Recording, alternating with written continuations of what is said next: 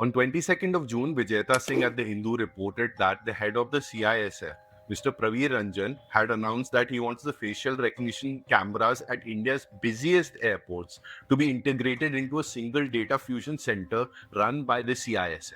Now, 1.5 lakh cameras, which are at installation, which are also guarded by the CISF, would feed into the same place. This would include Delhi, Mumbai, Bengaluru, Hyderabad, Chennai, and Kolkata, and would also be connected to NATGRID. It becomes one of the clearest examples of what we have something called as function creep.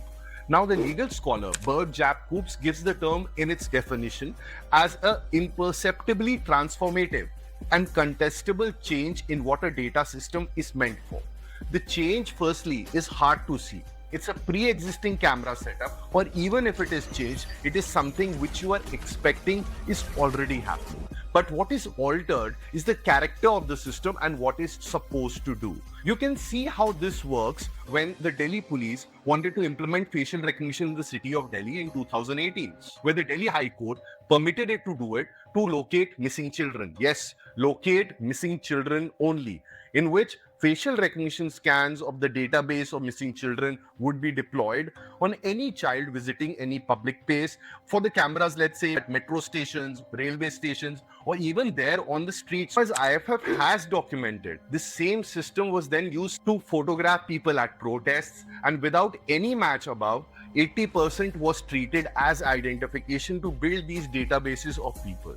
There was no legal basis to expand it from finding missing children to political activism or exercising the peaceful ability of Indian citizens to protest.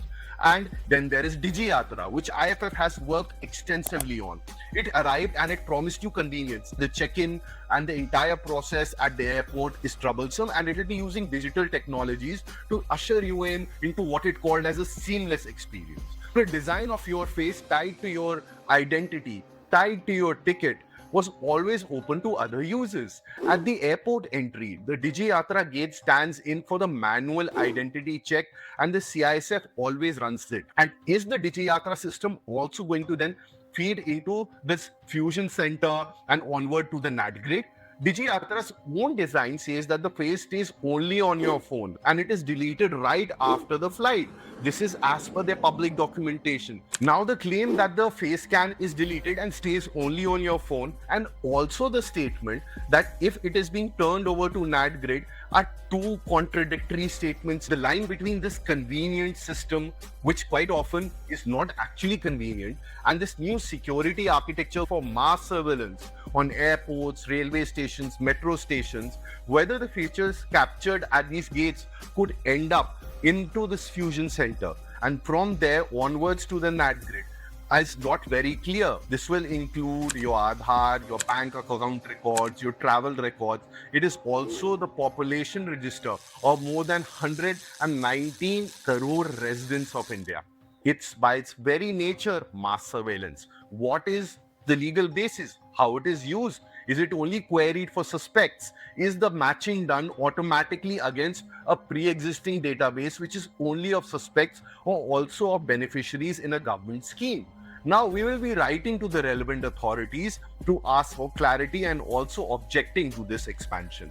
And as Vijayata's report shows, even our social media account data will be rolled in and integrated against our facial scans. If you're concerned about function creeps as much as I am, please comment and let us know, and I'll make another video explaining it, how this also turbocharges AI systems which are increasingly used both in welfare and surveillance functions. And for those who function creep still does not make sense, you can use a pop culture test. One of my favorite songs from Radiohead is Creep, and its lyrics can be applied to a technology system which makes you uncomfortable. We should actually tell that technology system that you are a creep, you're a weirdo, what the hell are you doing here? You don't belong here, you don't belong here. And this is what we should say to every technology system which is being repurposed for mass surveillance.